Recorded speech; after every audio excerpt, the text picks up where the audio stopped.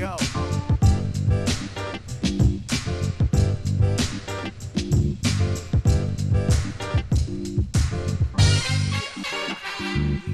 I'm back.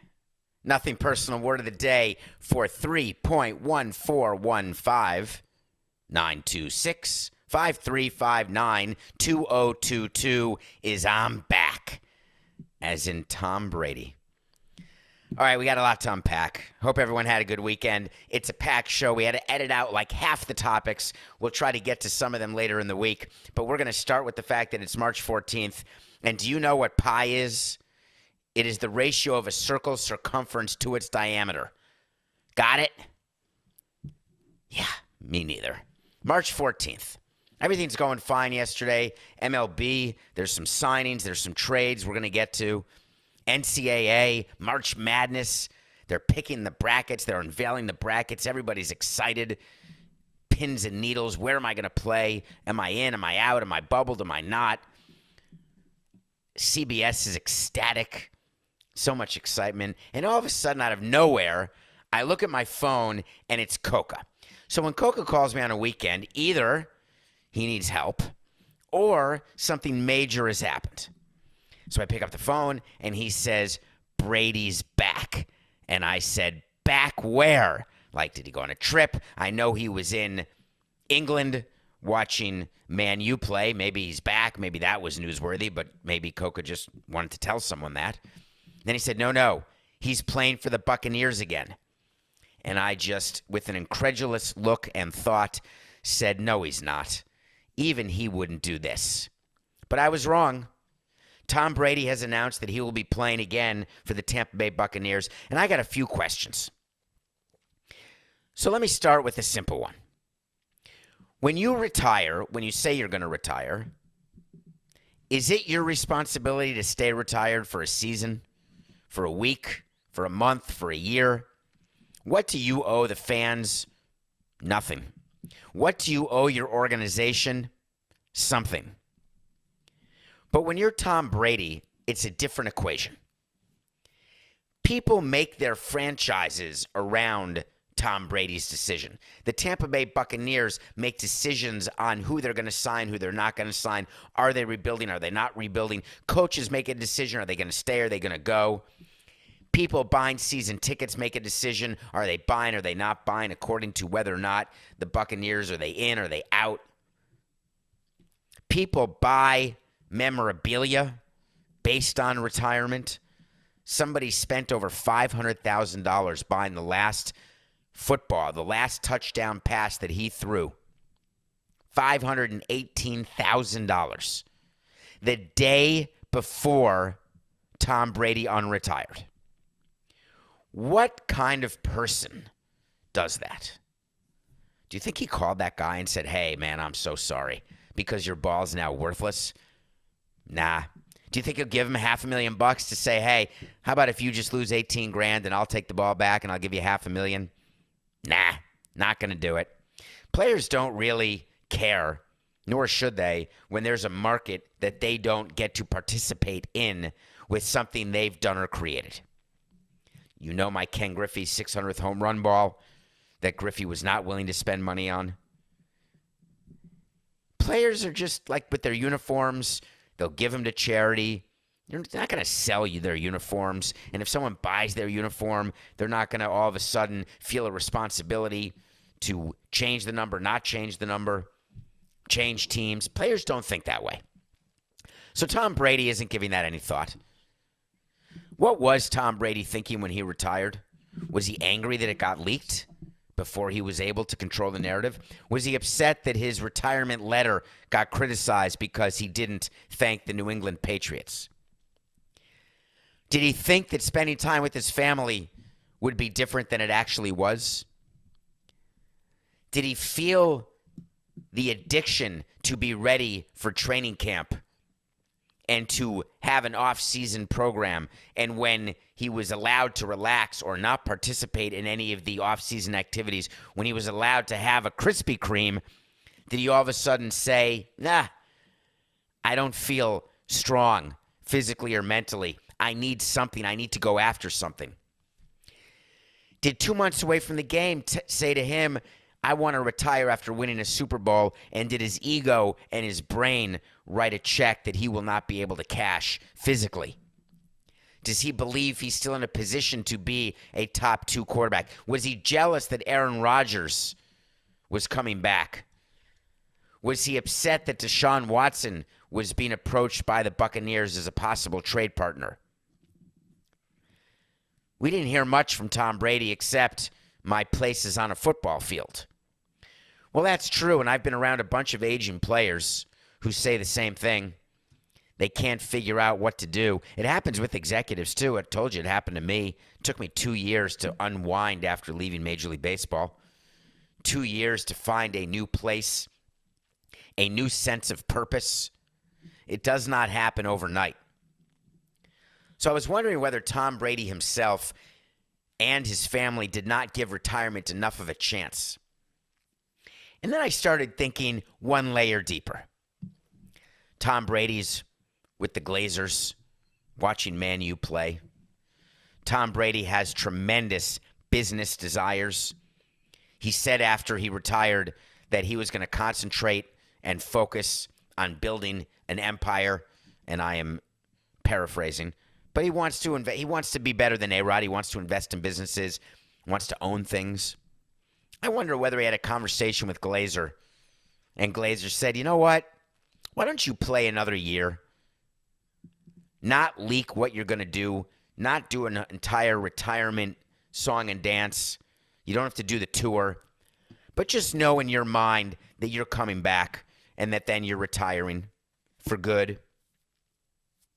And then, what about joining the way LeBron owns part of Fenway Sports Group, which owns a bunch of different teams?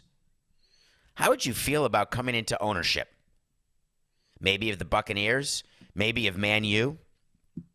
Start your post-playing career, segueing into a spot in the front office or just in the room where it happens with owners. And I will cut you a deal right now on the price of entry into an equity position, but I'm going to need one more year out of you. Do you think that is so far-fetched? Why is it that the general manager of the Buccaneers said in his statement that the coach Bruce Arians and the GM Jason Licht had plenty of conversations with Tom recently that led us to believe there was a chance, a realistic chance, that he would want to come back? Bunch of players do that, right? Bunch of players, when they retire, they question whether or not they made the right decision. But nobody I know gives it 2 months. Even Roger Clemens, when he retired in 2003 after the World Series loss to the Marlins, and then he unretired, I thought, Coke, and I may be wrong here, damn it, that whole point is going to be wasted if actually he only retired for like 2 weeks. Unless he retired for longer, like a whole off season, I have no recollection. But frankly, you're busy doing other stuff and it doesn't much matter. So we can just cut that out of the show. Okay, so cut the Clemens part out. 4-8-69. When Tom Brady decided to retire, how quickly did he decide to unretire? Was it a conversation with Giselle? Was it a conversation with his kids? People are making fun of him on Twitter. They're all over social media saying, hey, I looked at what it was like to be around the family and said, you know what, I'll play again. But that's not what happened here. I think that as we go forward, you are going to see very clearly that Tom Brady's post-playing career came into focus on this trip to England. It's hard to make that a wait to see. We've got to wait to see later in the show. But that said, you should wait and see. Not to see, and see what Brady's going to do now that he retires and whether or not he will form a more permanent bond with the Glazer family. That is where I think this goes. As far as his ability to win, the odds went crazy. Now, the odds to win the NFC Championship went from 10-1 to 5-1 for the Bucs. Everybody bet the Bucs when he came back, thinking, hey, there's a great arbitrage here. We have an opportunity. Tom Brady's going to play at 45 years old. Now, Tom Brady, according to Bruce Arians, did have an MVP-like season. He did. Not again. Okay. So football is, I think we've learned this. I always thought that quarterback was a critical position, but that a good defense can win a Super Bowl. I thought when the Broncos won the Super Bowl that their defense was so superior. Obviously, they had Peyton Manning, but if you look back on that year, I'm not sure that Peyton Manning was the Hall of Fame Peyton Manning that year. The Giants, which is my team, had that defense with Lawrence Taylor and Harry Carson, Leonard Marshall. Now, don't get me wrong, Phil Simms was great, Jeff Hostetler, but I thought the defense was there. But it seems that teams, when they're putting their roster together, believe that quarterback is the linchpin for success. So Matthew Stafford wins a Super Bowl, and now we're up to Deshaun Watson. Deshaun Watson, one of the top quarterbacks, was a healthy scratch last year. Stop spreading rumors that he was suspended last year. He was not. He was a healthy scratch the whole year. He got paid his entire salary. Didn't lose a dollar. Deshaun Watson has been under criminal investigation for months. And this weekend, the grand jury heard on Friday. They heard the testimony. They heard the evidence. And they did not put forward an indictment. There is great confusion what that means. So let me be clear. When you are not indicted by a grand jury, that in no way absolves you from liability. It absolves you from criminal liability, but not civil liability. So Deshaun Watson's agent and lawyer took the opportunity to celebrate this finding. Rusty Hardin, his lawyer, said, "We are delighted that the grand jury has looked at the matter thoroughly and reached the same conclusion we did. Deshaun Watson did not commit any crimes and is not guilty of any offenses." Couple things there. I tweeted about it, but I want to make sure that this larger NPDS audience, if you don't follow me on Twitter, please do. But sometimes I repeat things because it's worth repeating. Why are you delighted? It's the worst adjective choice to use in a statement when you are announcing the fact that you did not get indicted. You can say, "We are pleased. We are thankful. We appreciate that the grand jury took the time to review the evidence and came to the same conclusion that we have always known." But delighted? What's delightful about your situation, Deshaun? The 22 civil cases? The fact is that there is a very difficult burden. And when you're a grand jury, you are deciding what is the likelihood. Should we indict? Should we not indict? Should we ask for an indictment? When the DA asks for an indictment, they want to win. Is there a way to prove? Is it he said, she said, he said, they said, they all say, we say? I was not shocked by this result. What I was shocked by was the after, where teams are jumping all over each other to acquire Deshaun Watson. People have asked this weekend, would you take Deshaun Watson? My answer is it depends. Now, I'm not asking to ride the fence here because I have no interest in having a fence spoke up my tushy. However, you know I never ride the fence. I would like to know in advance, what are we looking at? The Roethlisberger 6 games brought down to 4? Are we looking at 8 games? Are we looking at time served, even though there's been no time served? What are we giving up? And what is the opportunity we have this year to maximize Watson and his presence on my team? 2, what does it mean to not play for a year? I would ask my football people. Does it extend his career by a year? Is his prime expanded and extended by this year because his body didn't take hits? Or is rust a factor? How many games will it take to get him back into quote-unquote game shape? But then I thought to myself, is there a moral dilemma? As president of a team, there is no moral dilemma. As a former president of a team who can look back on the way he was while president of a team, it is shocking that I would have dismissed this so quickly because of his greatness. And for any mediocre to poor player, it would have been an immediate release. We've talked about domestic violence on this show. We've talked about all sorts of actions that players take and ways that teams look the other way, aid and abet in the behavior of certain players. Head in the sand is something that we practiced on a daily basis. It's the opposite of Homeland Secretary Jay Johnson. If you see something, say something. We all run teams. If you don't say something, then we didn't see anything. It's become a little harder with social media, I'll grant you. But you'd be shocked at executives' willingness to turn the other cheek, to look the other way. You have a chance to bring in Deshaun Watson in a quarterback league where you need a quarterback to win, and teams are going to jump all over each other. We've read the Panthers under David Tepper, the Saints under Gail Benson. That would be ironic, by the way, if Gail Benson trades for Deshaun Watson, just between us. Total right-wing loon. And I'm not telling you if I'm left-wing or right-wing. I'm more central. But we know Gail Benson and her propensity to try to be helpful with the pedophiles in the church. What would she think about a guy who asked for a little rub and tug in a massage parlor or from a traveling masseuse? We'll take him.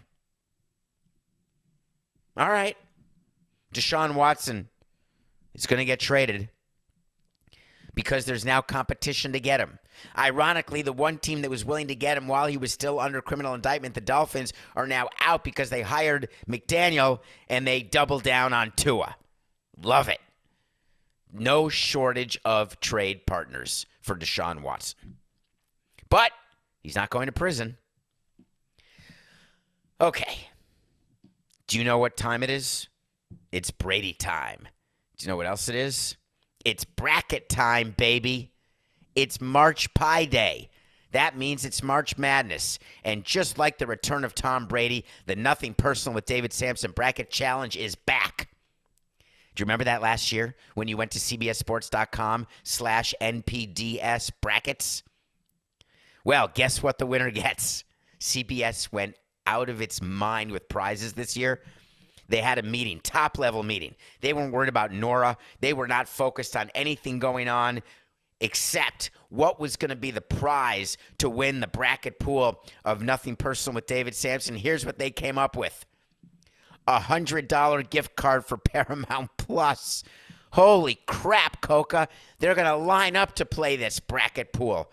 $100 that can be used to get Paramount Plus? I don't even think we need to advertise. I mean, that just, come on. Like last year, folks, take that $100 gift card to Paramount Plus and shove it up your keister because we're upping the ante. Coca's going to do it. I'm going to do it. Anyone who beats Coca will be entered into a raffle to win a much bigger prize that'll come directly from me. And if you win the entire thing, in addition to getting Paramount Plus for 10 months or whatever the price is, and yes, I do have Paramount Plus because I watch a bunch of things on Paramount Plus, but a $100 gift card, GMAB. If you win the entire MPDS bracket, we'll give you something. Go over right now. Last year, what do we have, Coca, last year? 471 brackets or something? There's no way we're going to have that few. So get there. CBSSports.com/NPDS brackets. Fill it out. The tournament starts on, Coca, Thursday. All right, we come back. We are going to talk about William Hurt, and we're going to give you an update with MLB. We have an MLB lockout update after the break. We'll be right back. Welcome back to Nothing Personal.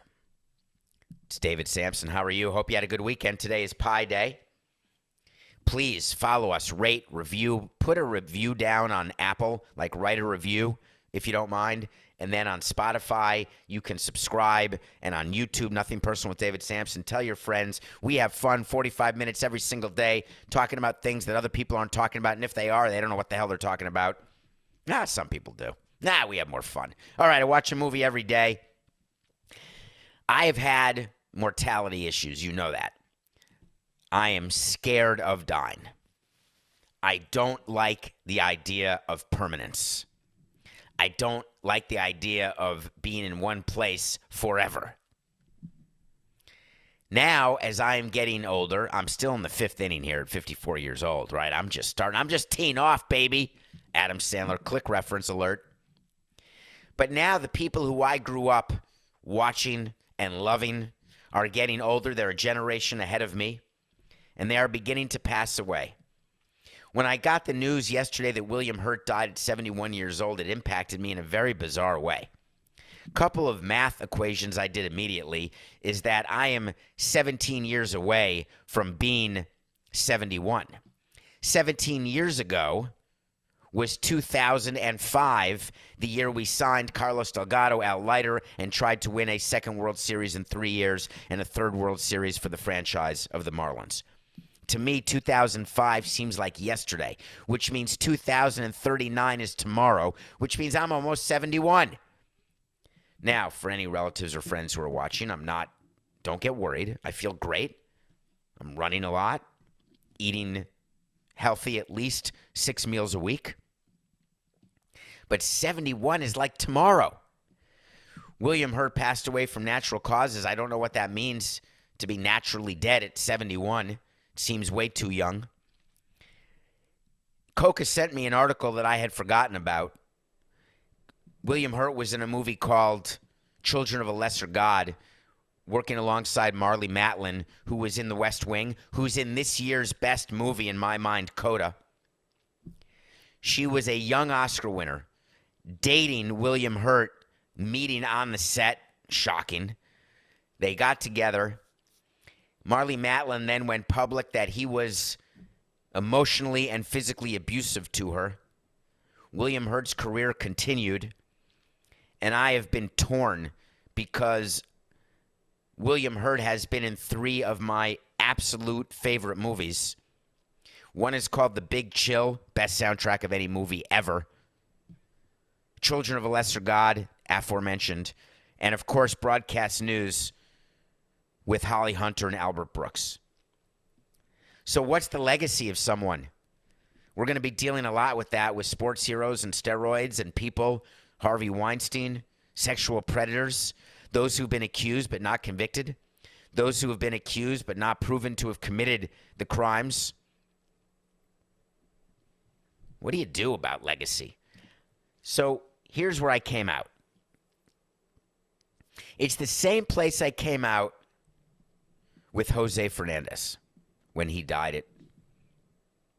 You have to tell the story of his death, but you've got to tell the story of his life. I feel the same about everybody. Woody Allen, you have to tell the story of his life, and you have to include in that the brilliance of his career and the absolute fall from grace that he had. Don't you? When you're thinking about somebody's life, don't you look at the totality? Or can one action you do, or multiple actions over a period of decades, does that become the single thing you're known for?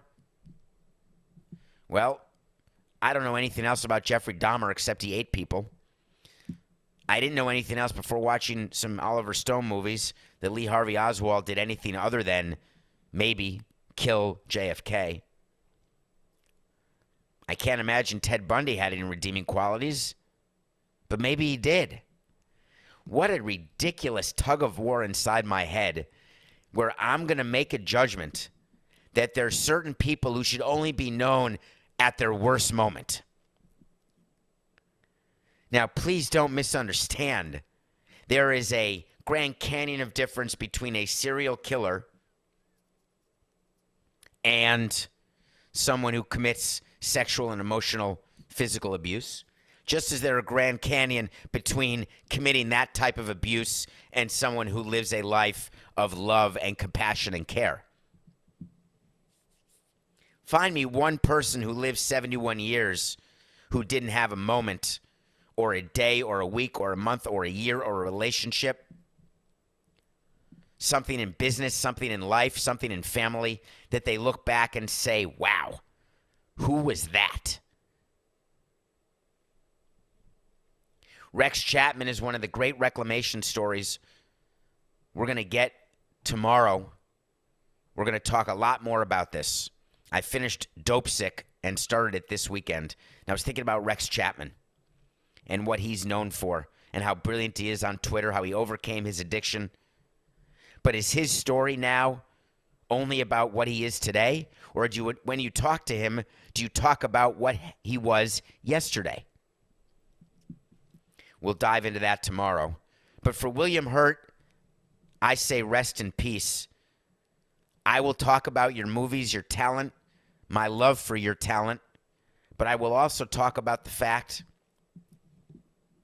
that you were accused of acting inappropriately. And I hope that everyone, when they look at a life that's lived, please, for me, for my legacy, for everybody's legacy out there, whether your platform is one person or a million, the word is totality. Okay. Coca. I want to talk MLB now. MLB lockout update. We had these throughout from December 2nd until last week. We did lockout updates. Sometimes we sat silent for 6.9 seconds. Sometimes we gave you an update. There's been a proposal, a counter proposal. Then the lockout ended, and everyone said, boom, it's going to be epic. Everyone is going to start signing. There's going to be trades. It's going to be absolute insanity. Then you got word of this, signing, that signing. But the top free agents have not signed, who were unsigned when the lockout began. There have been a few interesting bullpen signings, some bench player signings, a few trades. But the major deals have not happened yet. And here's why. When you are putting your roster together during the lockout, which is what GMs were doing with their team presidents and owners, you are trying to decide what your payroll is going to be if there's a full season. You're doing a computation for what your payroll can be if you're only playing 140 games but paying for 162. You're doing a payroll for if you're only playing 140 games and paying players for 140 games. You're doing a payroll at a CBT level of 220, 225, 230. You're doing calculations if you're a revenue sharing recipient, how much your revenue sharing is going to be. You are trying to put it all together, but you don't know the final puzzle until the CBA has been agreed to. The CBA gets signed, ratified, and then the finance departments and the administrators in the baseball department, they get together, they speak to the owner, they come up with the payroll based on actual budget, actual revenue, actual expenses, or what they budget those expenses to be. The owner in Philadelphia, in Boston, in New York, in other cities, Cubs, where they are willing and may go right up to the CBT level, you got to get word from the owner. Are you going to 230 or 229.5? Where do we need to end up at the end of the year versus the beginning of the year? How much money are we putting aside for trade deadline acquisitions versus 40-man roster today? So you wonder why these players haven't been signed, and the answer is it's starting now. There's no rush. Spring training has begun. Drills have begun. The first game of spring training is Friday. But that still does not inform a GM and president when it's time to give into agents. There is no rush. Agents had the feeling that there'd be a lot more activity, that there'd be a lot more teams bidding against each other in order to get these big free agents done. There were rumors immediately that Freddie Freeman was going to be signed, going to L.A. within 24 hours. Be on alert. Staying with the Braves within 24 hours. Be on alert. Well, I sat in the glove chair, blazer on, shirt on. Freddie Freeman hasn't made a choice. He made today. He made tomorrow. He's in no rush. Does he want to wait out the Braves giving him his 6th year? Or does he want to move his family home to Los Angeles? Or will the Yankees step up and say, oh my God, we need a lefty hitter? We did a whole season one year where we had no lefties in the lineup. And we said that we've got righties who hit lefties well because we wanted to convince ourselves that we were going to be okay. Are the Yankees doing the same thing? Well, they made a trade yesterday that has gotten quite a bit of attention. The deal that was cut in baseball, I have told you once, I'll tell you again, was a bad deal for small market teams, low revenue teams. People on Twitter were fighting this weekend, and it was making me crazy. I refer to teams as low revenue and high revenue. Miami is a large market, but a low revenue team. There are teams in smaller markets that have higher revenues than we did. They're mid-revenue teams. It's not like football where Green Bay can be a high-revenue team just like Dallas. It's a totally different sport, a totally different set of calculations, a set of financial realities. A total amount of revenue in football comes from national TV deals. There are no local TV deals, which create revenue disparity. In baseball, it's all local TV deals, plus you split the national TV deal, which is a smaller piece of the pie than the local TV deal, totally different than football. And the disparity between the Yankees and the Marlins is large enough that it will create a forever payroll disparity, regardless of the size of the market. Therefore, you've got low revenue, high revenue. Low revenue teams have smaller windows to compete. Low revenue teams have to have smarter front offices to know when it's time to rebuild, when it's time to tank, regardless of the draft lottery and everything else that was put into the collective bargaining agreement. None of that is going to stop teams from tanking and rebuilding when they have to. Smart offices of low revenue teams cannot afford mistakes. And if they do make mistakes, they know that they're going to have to attach prospects to get another team to take care of their mistakes. The Dodgers, the Yankees, the Red Sox are really good at taking small revenue teams, low revenue teams, and taking their mistakes. Am I calling Josh Donaldson and the Minnesota Twins and the 4-year deal he signed with the Twins a mistake? You bet your bippy I am. How many of you were so thrilled in Minnesota when Donaldson signed his 4-year deal? 2 years later, he's traded. Does that make Minnesota, the Pohlads, bad owners? They were great owners when they signed Donaldson. Are they bad when they traded him? I would argue they're better now, having traded him, than they were when they signed him. They found a taker for Josh Donaldson and the $48 million left on his contract. And they had to give up a catching prospect in order to get the deal done. They had to take on some bad money from the Yankees to get the deal done. The Yankees finally traded their not starting catcher, Gary Sanchez, who was due to make $7.5 million from the Yankees this year. He can't play defense. He hits .204. Garrett Cole doesn't want him to catch. Garrett Cole wants Gary Sanchez out of New York so badly, he was willing to let Josh Donaldson come to the Yankees, who was so critical of Garrett Cole and his foreign spider tax substances that Garrett Cole was using. Did Brian Cashman call up Garrett Cole and say, hey, do you mind if we trade for Josh Donaldson? Horse hockey. The only player I've ever given that courtesy to is Giancarlo Stanton, and that's only because he got hit in the face by a pitch.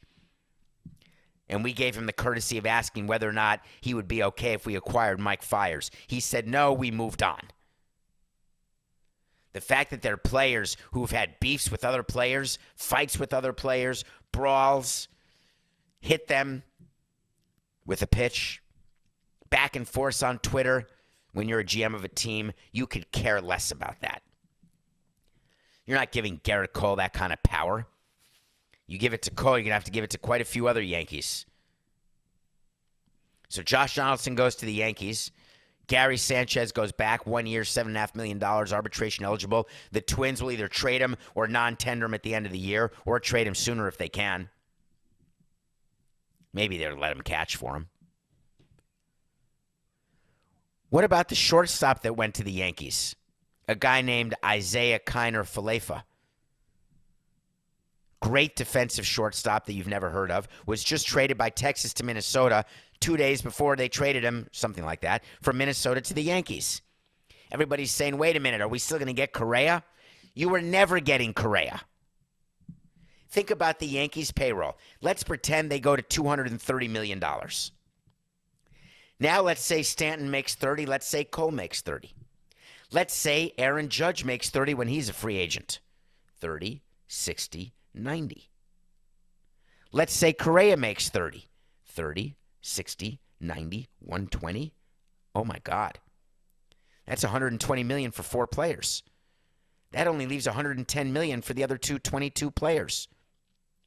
If you're the Marlins or the Rays or the Guardians or the Pirates or the Reds, you say, I can do that. Anything you can do, I can do better. But when you're the Yankees, you cannot have 4 $30 million players and expect to compete even at $230 million, which is the level that the Yankees will go to without going over the tax, which they may do, but then they'll want to reset a year later so as not to pay penalties. So the Yankees are being forward-thinking and realizing that having all their money tied up in position players making 30-plus, not a good move. And would you rather have Judge or Correa on your team? That's simple. I'd rather have Judge. As injured as Judge can be, same with Correa. But you take Judge out of that lineup, replace him with Correa. Wow, is that a garbage can issue that the players don't want him on the team? No. It's a financial salary allocation issue. That's all it is. Very simple. So the Yankees make this trade. Both sides should be happy. By the way, it's a great trade for both teams. What about the other New York team? Please tell me you watched Steve Cohen give his interview. Steve Cohen was great. He's my guy. The content machine along with Danny Snyder and Jerry Jones. Love him. Steve Cohen was asked whether he was offended about the Steve Cohen tax. Remember last week we told you that for teams that go over CBT by $60 million, there's a 4th threshold now. There used to be only 3 thresholds. You go over it by 20 or 40. First you go over it at all, then by 20 or by 40. Now if you go over the tax by $60 million, you pay an even greater penalty. Like 80 cents on the dollar for every dollar over 60 million over the threshold.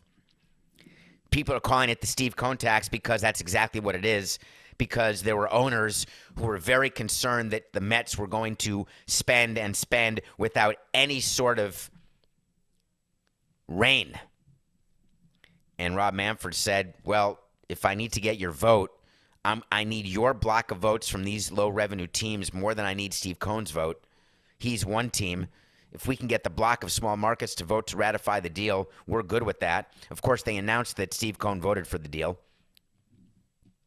It's easy to vote for a deal when you know you're going to lose. So when Steve Cohen was asked about it, he said, I'd rather have a tax named after me than a bridge. In New York, you've got the RFK Bridge, you've got the Verrazano Narrows Bridge, you've got the Throgs Neck, you've got the Whitestone. Not Whitestoned. So the Mets, meanwhile, made a bunch of trades already, taking on money. They got Chris Bassett from the Oakland A's. The Oakland A's are doing exactly what I used to do, and I got hammered for it. Billy Beane gets love for it. I guess that's just because he's Billy Beane. Wait a minute, Coca. Do I have the same number of rings as Billy Beane? And I say that in all seriousness. I think Billy Beane's only won 1 World Series. I'm not sure if I'm right or wrong. But either way, I think that's what I have, and I think that's what Billy has.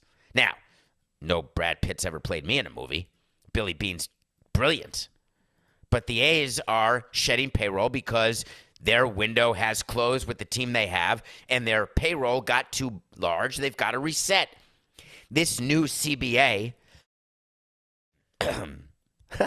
that's a premature unmute. Excuse me. That's a fine. 4-8-72-69 in case you want to eliminate that, Matt. The Twins, the A's, the Marlins, the Guardians, the Pirates, the Reds. The Reds just traded Sonny Gray. The teams that are low revenue teams, low payroll teams, are not exactly looking at this new CBA and saying, oh my God, I can spend. They're not looking at the Apple streaming deal and saying, oh my God, I can spend. They're not looking at the NBC Peacock streaming deal and saying, hell yeah, let me spend. The A's traded Chris Bassett to the Mets. The Mets took on his $8.8 million contract. He'll be a free agent at the end of the year. They gave up two good prospects, one really good, one good. When we traded to go for it and traded for starting pitching, I got crushed after the fact because, hey, the guy we traded for ended up being only okay, and the guy we traded ended up being a little better than okay, but is now back to being just okay. Are you going to have the same criticism toward Steve Cohen? You shouldn't. Steve Cohen's trying to win now. I like it. He should be trying to win now. His payroll is only at $250 million. He's not even close to the Steve Cohen tax. He acknowledged that he may go over it. He wants to go higher. He wants to sign somebody more. Coca tells me now that Billy Beane won as a player in '89, but never as an executive? No. I don't think that's true. There are two Billy Beanes. But don't forget that, by the way, Coca, when you're doing this research, there are two Billy Beanes. One of them is the head of diversity and inclusion, or he was when I was in baseball. And then there's Billy Beane, the executive. Any case, you can check that later, folks. We'll probably revisit that tomorrow just to make sure. But who won the World Series during the earthquake? That was Oakland, San Francisco. Was Billy Beane? Oh, was that Sandy Alderson and not Billy Beane? I'm having a moment. Anyway, let's get back to Steve Cohen and all the great Mets fans. The Mets are going to spend more. They're going to get to $290 million. Here's my prediction. The Mets payroll at the end of this year will be below the Steve Cohen tax level, but above 250. So he's going to take on more money. He'll be between 250 and 290, which is the Steve Cohen tax level. So we're going to do two Mets wait to sees. Mark it, Coca. Wait to see is when we tell you something's going to happen. When it happens, we revisit it. When it doesn't happen, we revisit it. The Mets' final competitive tax payroll will be greater than 250 and less than 290. And at the end of the season, the Mets will not even make it to the NLCS. They've got too many question marks in the rotation. Don't get me wrong, Bassett's a good middle of the rotation guy. Scherzer, 38 years old, maybe. DeGrom, oft injured, maybe. Two aces or no aces. Carlos Carrasco, 12 mediocre starts, maybe. I'm telling you right now, the Mets rotation is not going to be what you think. Secondly, neither will their payroll. Okay. Nothing personal pick of the day. We are 28-22. LeBron led the Lakers to a win over the Wizards, but then their weekend ended. They got crushed by the Phoenix Suns last night. The Lakers are they're done. They're done.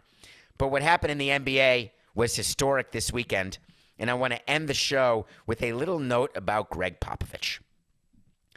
Greg Popovich is the coach for the San Antonio Spurs, who now has the most all-time wins in the history of NBA coaches. He took over that mantle from Don Nelson, who took that mantle over from Lenny Wilkins, who took that mantle over from Red Auerbach. Greg Popovich has been the coach of the Spurs for 26 years. I was thinking about if I had the same manager for 18 years, I think I had like 1,000 managers in 18 seasons. And I was wondering what it would be like to have a relationship with a coach or manager where continuity is not just the rule of the day. It's not just what you search for, but it's what you're able to attain. I've never seen it. I've never lived it. I've never been a part of it. But that said, Greg Popovich has won 5 world championships, 1,336 regular season games. He's had MVPs. He's had losing seasons. But the one constant has been that he has been able to adjust to players of multiple generations. He's been able to keep a relationship with the front office and the clubhouse. And he's been able to do it for 26 years. Congratulations to Greg Popovich. This year, his team is not good. The Minnesota Timberwolves are actually giving 5.5 points to San Antonio in San Antonio. My pick of the day is the T-Wolves because of the 7-letter word letdown. The Spurs players really wanted to get Popovich the victory, get him the all-time victory. There's going to be a bit of a letdown. Minnesota 5.5 over the Spurs. So as I leave today, I again say to you, Greg Popovich, you are unique. You are the GOAT coach in the National Basketball Association, the most wins, and you've been able to do it in a sport that values business, that values winning over loyalty, that values change over continuity, and you overcame all of it. You might as well keep going. It's just business. This is nothing personal.